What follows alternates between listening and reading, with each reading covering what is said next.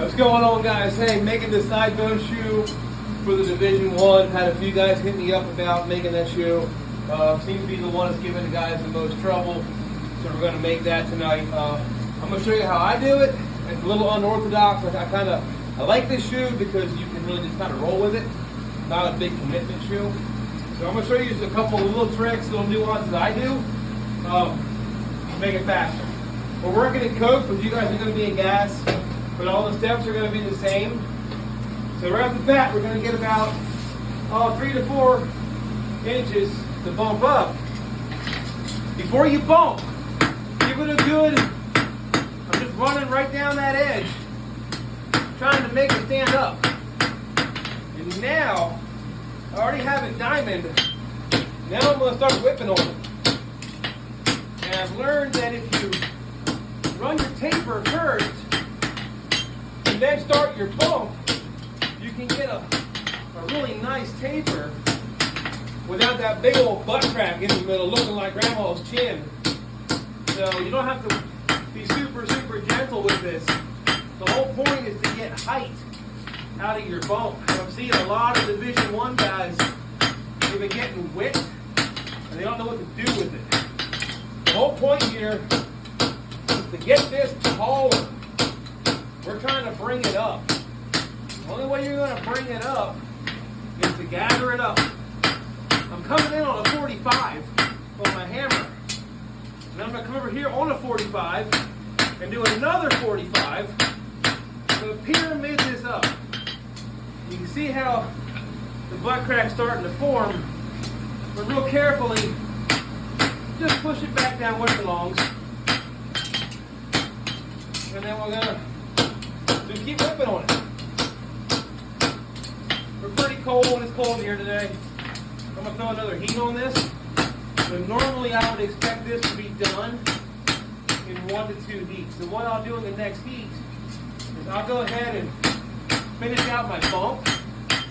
And then I'll get my medial heel onto the medial branch of my sidebone shoe.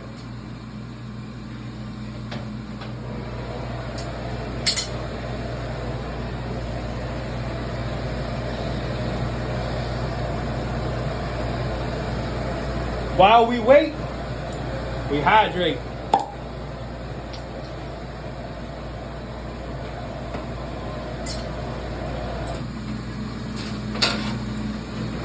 Get a little hotter so it gets some stuff done. I'm trying a new video editing app, so we'll see if it works. So I'm not going to quench that off. Just going to go ahead and let her fly. Boom, bump her up really nice. And then just kind of keep bumping so you don't think you can make a heel. And then make a heel. We're going to wedge this up one more pass. Right on the outside. And we're already there, so you might as well go ahead and push that corner in. And while you're pushing that corner in, you're going to notice your heel gets taller. Lean with your anvil. Run down that branch again, reposition, push that corner in. You're bumping it up with the hammer, but now you're just doing it on the anvil face. Right? Nice happy little heel, as Bob Ross would say. Put a heel on there, and you're done with the medial branch in 2 heats. You're wedged up, you got a nice surface for the horse to stand on. Not a whole lot of butt crack because we took the initiative earlier and backed up our stock. So it's easier to receive the wedge that we wanted to put into it. And right there, rough calculations, we're just under a half. So we bumped up an 1/8, but that's after forging it back down. So now, we're 3/8 over here. If we take this down to a quarter, we're golden. The next heat's going to be the lateral side. What I'm going to do is put a really nice heel check on the inside and then put a really bad heel check on the outside. I'm going to have a real nice deep one and a real flat, ugly one. And the point there is so as I'm drawing down my knife blade, as the steel mushrooms out, a real ugly heel check will pop out real pretty. And you don't have to brass it so much. A lot of side bone shoes, you get that hook on the end. That comes from not packing that outside heel check in hard enough. So we'll do that here in a second. I'm working in coke as fast as possible so I don't burn up too much video time. It's going to be a little harder to hold.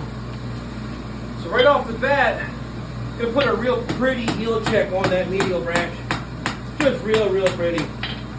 And then we're going to do a real ugly one. We're going to smash the crap out of that. So, pretty happy heel check. Ugly sister. So now we've already determined which side's going to be our outside. Let's finish up that heel. And just so I don't get confused, I always take my hammer and I immediately start to run down that outside.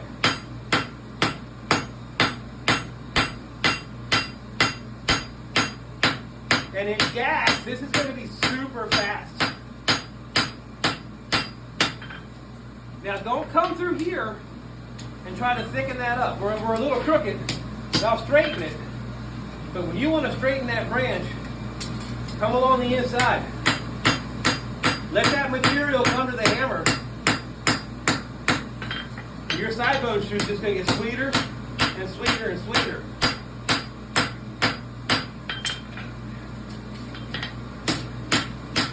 That's how I would set that up. This right here is already down to almost under a quarter. This side right here is still at 3/8.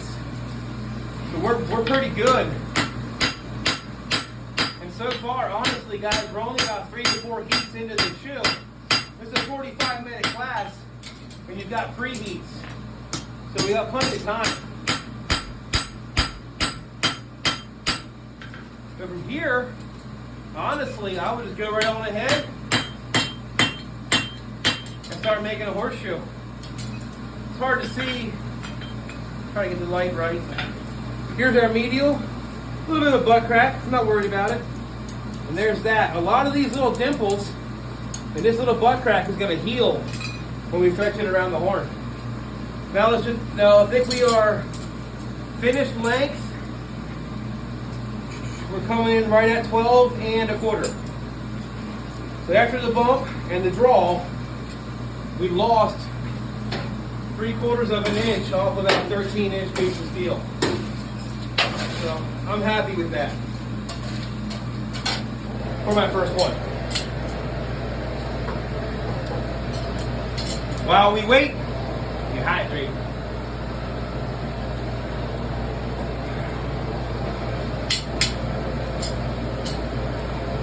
It's going to be good, guys. Oh, man, it's going to be so great. I talked to Ray Scott's manager.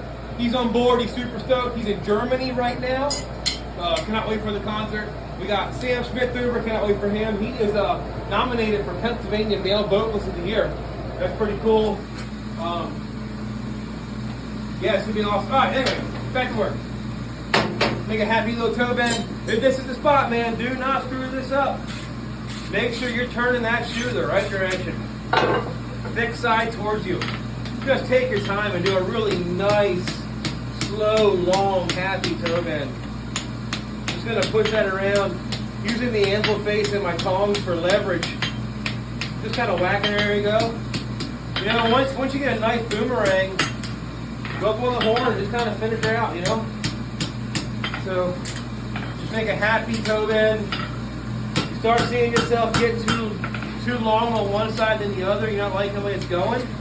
You can stand up your longer heel and hit down a few times, hit this a few times, and it'll move that toe bend the whole way around. Now you've got your offset exactly where you want it to be. If it's too much, just go back one. You can move that toe bend the whole way up and down the branch.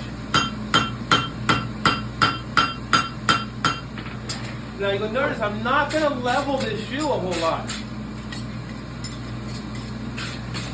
Try to get in the camera, but you can see how much thicker that is over here than over here, and I'm not done yet. But I really have not come along here a whole lot and flattened anything. Now we'll go ahead and turn the medial branch first. I like doing the medial branch first so you can wrap that lateral around the horn and it gives you the offset you're after. If you do the lateral side first, you get this dumped off lateral and then a real nice medial with a big bold medial toe. So learn to do it the other way around. And you have a real sweet, long, sweeping lateral branch. Take care of you.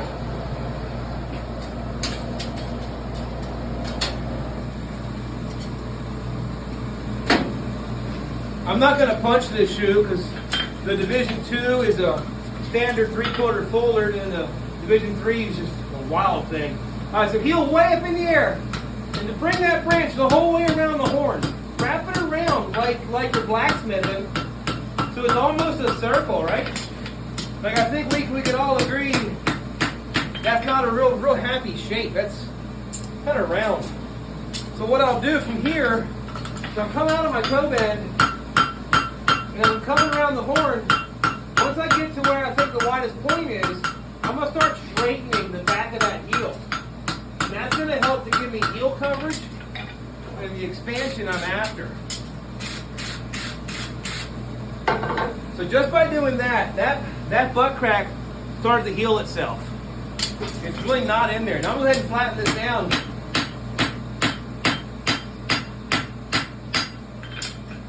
That butt crack's about 90% gone.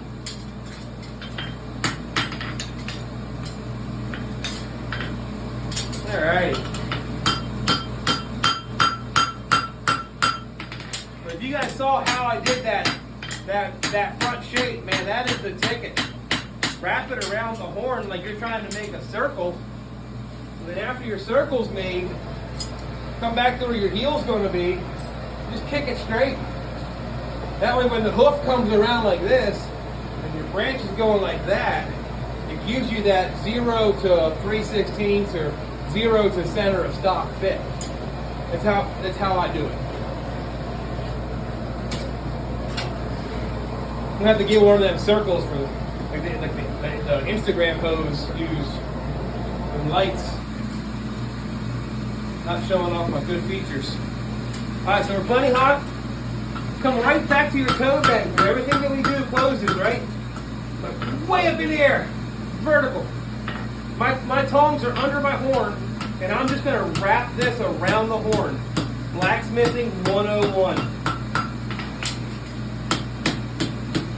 And we can all agree that heel is way too wrappy. If I just bring this in, scotch, and I follow my shoe to the widest point, and I start to just straighten it out. This is that move you see the really good guys making on the horn. They're just coming off the horn, making that nice and straight. And then they go chasing their shoe across the shop.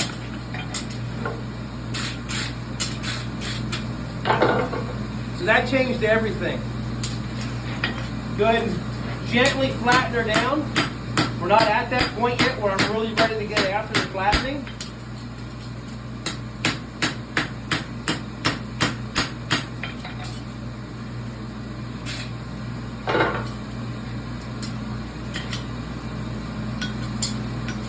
Move this around. Now this is that part where you can really start screwing around with your horseshoe. I know a lot of guys like to make sidebone shoes after they turn them, but I feel like all you end up doing is chasing. As you're hammering this down, the shoe closes. So you need to be aware of that. That's why I like to make mine at the straight. When you go to level it, you got to take your medial heel off the anvil. And you kind of eyeball it until they come together. Because you can never make this shoe perfectly flat. No matter what you do, one branch is going to be sticking up higher than the other. That's the whole point. Sidebone shoe, there you go. That's pretty much how I would lay it out. Somebody asked me about nails. What I do is I will take my T-square And after I square it up,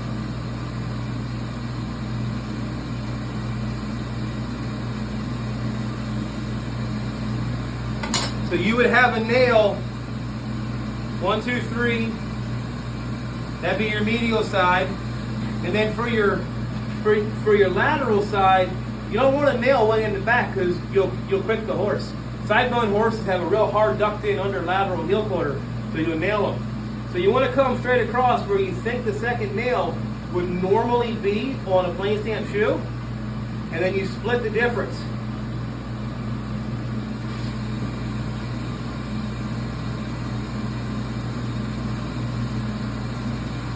So those 3 dots would represent my medial nails, boop, boop, boop, and my laterals.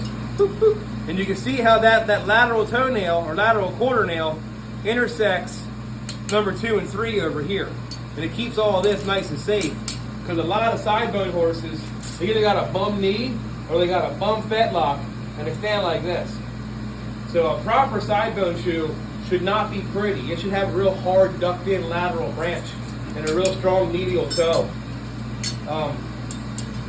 So yeah, guys, that's for the novice division, Division 2. This is how I would lay out every single sidebone shoe I would be asked to make Division 1, 2, and 3. I'd lay them all out like this. I think we were only 6 or 7 heats into this shoe. So 45-minute class with preheats, plenty of time, no excuses. March 17th, first class starts at 1 p.m. sharp, 2-man class. March 18th starting at 10. Register, guys. The more you guys sign up, the more accurate I'm going to be at the bandsaw. So if you want your steel cut right, give me time to cut it. Any questions, concerns, problems, come to me first. I'm always happy to help. See you at Forge of a Lifetime. Read. Amen.